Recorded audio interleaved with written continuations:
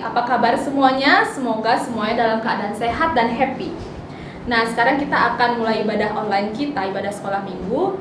Kak Irin harap adik-adik sudah mandi, sudah siap untuk pakai baju yang rapi. Kita akan bernyanyi bersama-sama. Mari kita berdiri, kita akan bernyanyi dengan gerakan lagunya Hatiku Penuh Nyanyian.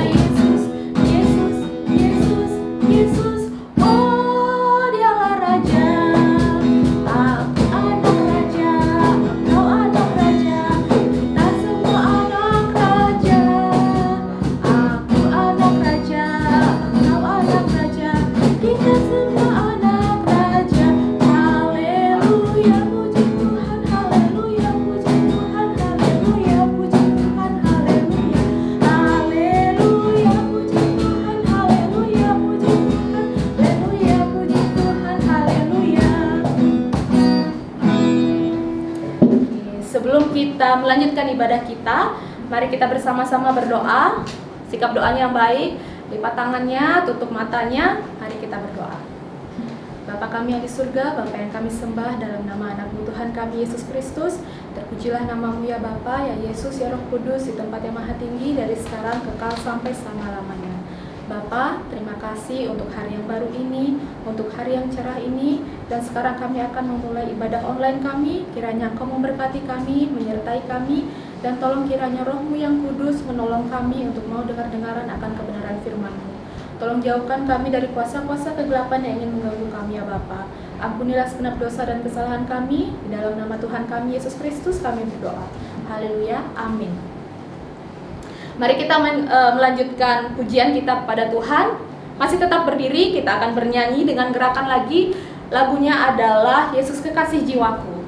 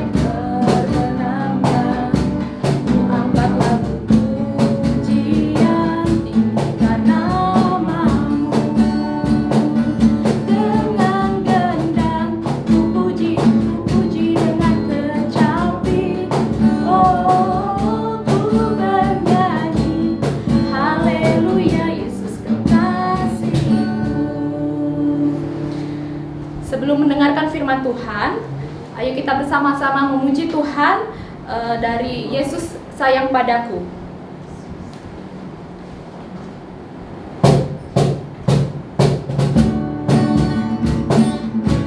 Adik-adik masih tetap berdiri, kita akan bernyanyi dengan gerakan.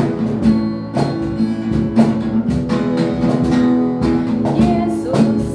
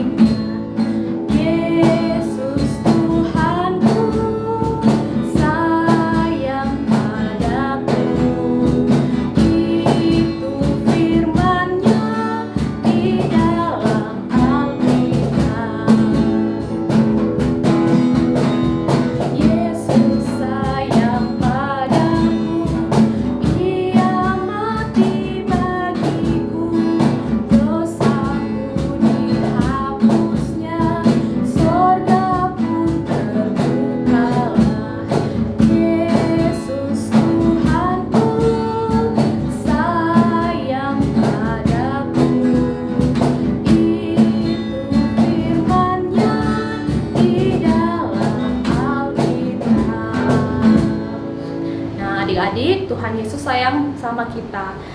Karena itu sekarang kita akan mendengarkan firman Tuhan supaya kita lebih mengenal Tuhan kita. Sebelumnya kita akan berdoa bersama-sama supaya kita siap mendengarkan firman Tuhan. Mari kita berdoa. Selamat pagi Bapa, selamat pagi Yesus, selamat pagi Roh Kudus. Terpujilah namamu ya Bapa, ya Yesus, ya Roh Kudus, di tempat yang maha tinggi, dari sekarang kekal sampai selama-lamanya. Bapa, sekarang kami semua sudah siap untuk mendengarkan firman-Mu. Kiranya Bapa, Roh-Mu yang kudus menolong kami untuk mau dengar-dengaran akan firman-Mu, dan terlebih lagi tolong materekanlah firman-Mu dalam kehidupan kami ya Bapa. Ampunilah segenap dosa dan kesalahan kami ya Bapa. Inilah seru doa permohonan kami, dalam nama Tuhan kami Yesus Kristus kami berdoa. Haleluya, amin. Gimana sih ini? Susahnya jadi orang buta. Kemana-mana jalan harus pakai tongkat, kemana-mana harus dituntun.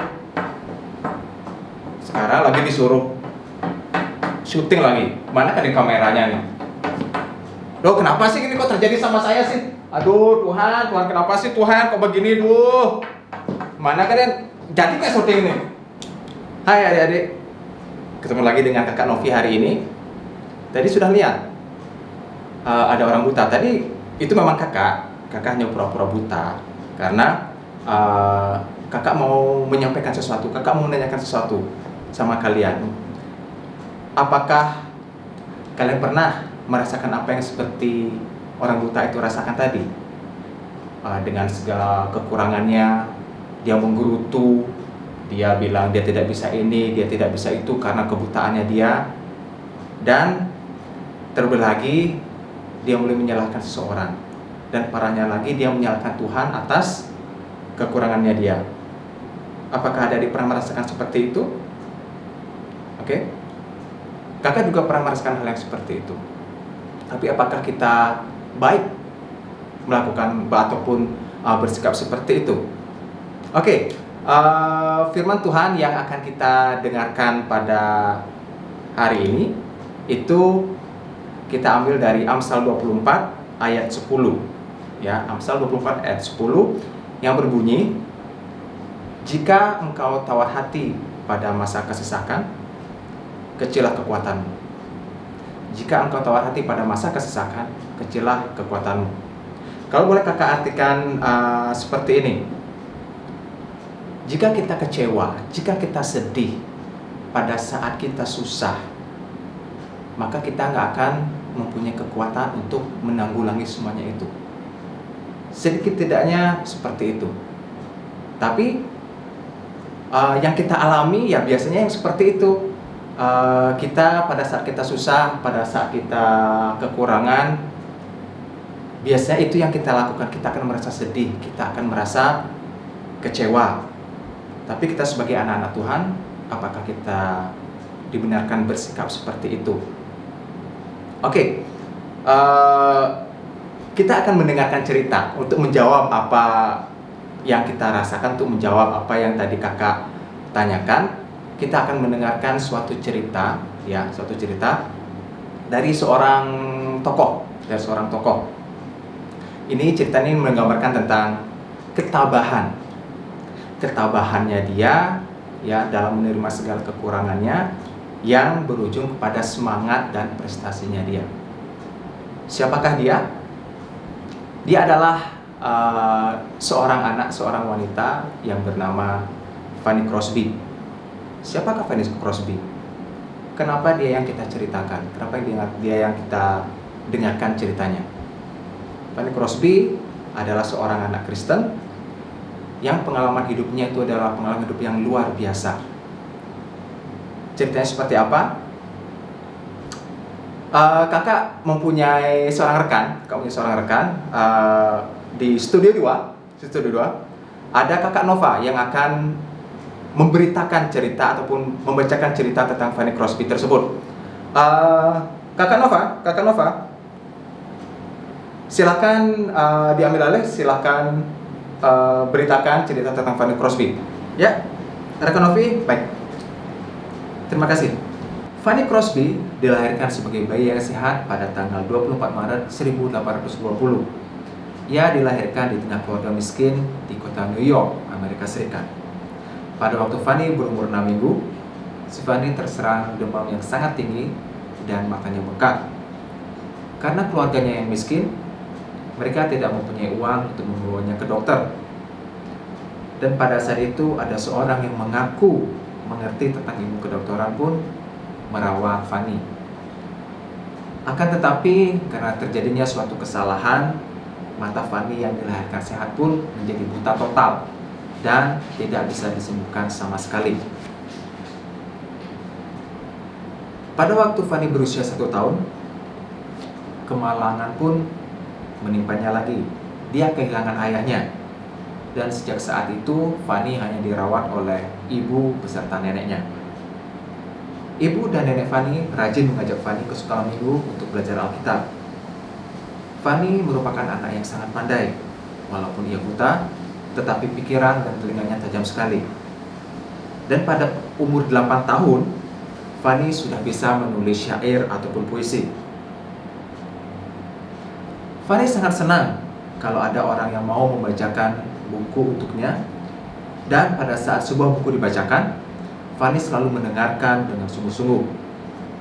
Pada saat Fanny berumur 10 tahun, dia sudah dapat menghafalkan kitab Kejadian, Keluaran, Imamat, Bilangan dan Ulangan. Dan juga dia bisa menghafalkan Matius, Markus, Lukas, serta Yohanes. Pada waktu Fanny berusia 15 tahun, dia dipindah ke New York untuk sekolah di sekolah khusus orang-orang buta ataupun orang tunanetra. Fanny belajar dengan sungguh-sungguh dan dia pun menjadi murid teladan. 10 tahun kemudian, setelah Fanny tamat dari sekolah itu, dia bekerja menjadi guru di sekolah tersebut. Dan Fanny pada masa karirnya, dia menjadi wanita pertama yang berpidato di depan anggota DPR di ibu kota Washington. Bahkan Fanny berkesempatan berteman dengan beberapa presiden Amerika Serikat. Fanny bertumbuh menjadi pengarang yang terkenal. Dan ia menulis syair lagu yang sangat terkenal pada waktu itu dan diterbitkan dan dinyanyikan di seluruh Amerika Serikat. Sebagai pengarang lagu yang terkenal, Fanny tidak sombong. Ia menggunakan sekitar 200 nama samaran dalam karya-karyanya. Selain ia juga memakai namanya sendiri. Sampai akhir hayatnya, Fanny sudah menuliskan 9.000 syair lagu. Bahkan banyak dari lagu-lagu karangannya masih dinyanyikan hingga sekarang. Walaupun Fanny buta, ia tidak menyesali keadaannya. Sebaliknya, ia mensyukuri keadaannya itu. Fanny menyadari justru melalui kebutaannya itulah ia bisa mengalami anugerah yang luar biasa. Inilah puisi yang dikarang Fanny pada saat ia berusia 8 tahun yang merupakan ungkapan isi hatinya. Puisi yang tidak saya bacakan sudah diterjemahkan di dalam bahasa Indonesia. Berikut syair puisinya. Oh, aku anak yang sangat berbahagia.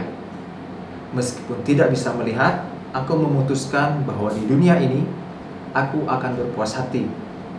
Banyak berkat yang kunikmati yang tidak orang lain dapati. Untuk menangis atau berduka karena aku buta, aku tak akan melakukannya. Nah, adik-adik beserta pemirsa, mari kita meneladani Fanny yang walaupun ia buta, ia selalu mengucap syukur dan memuliakan Tuhan dalam segala keadaan.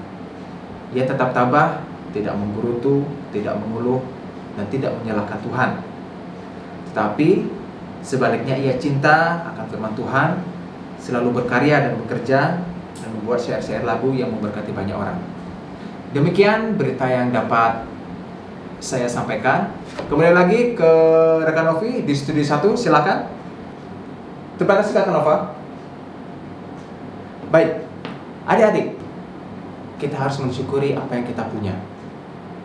Meskipun kita memiliki kekurangan ataupun di dalam kehidupan kita kadang berkat yang kita terima terasa kurang, terlebih lagi kalau kita membandingkan berkat kita dengan orang lain. Tuhan yang selalu memberkati kita, apapun yang terjadi dalam kehidupan kita itu merupakan kehendak Tuhan. Jadi janganlah kita tawar hati, janganlah kita bersedih. Tapi kalau kita misalkan memang bersedih, kita merasa kecewa, itu wajar. Tapi yang pasti harus kita lakukan itu adalah kita berdoa. Kita meminta pertolongan Tuhan, kita berdoa dengan sungguh-sungguh supaya kita dikuatkan dalam menjalani kehidupan kita ini.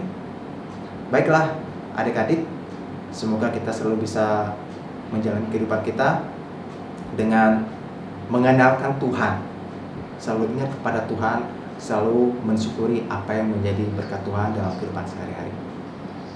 Oke adik-adik, kakak mempunyai suatu tantangan atau challenge.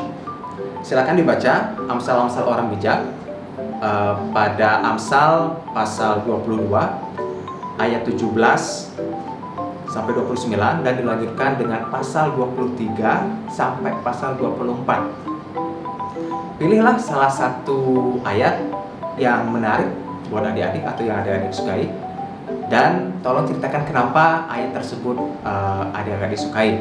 Akan tetapi jangan ngambil dari Amsal 24 ayat 10 kan tadi sudah kakak ceritakan.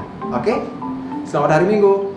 Nah, adik-adik, dalam situasi dan kondisi seperti apapun, kita harus tetap mengikut Tuhan Yesus. Kita harus tetap percaya sama Tuhan Yesus dan yakin kalau Tuhan Yesus selalu menyertai kita. Untuk menutup ibadah kita pada hari ini, kita akan bernyanyi Jalan Serta Yesus dengan gerakannya juga.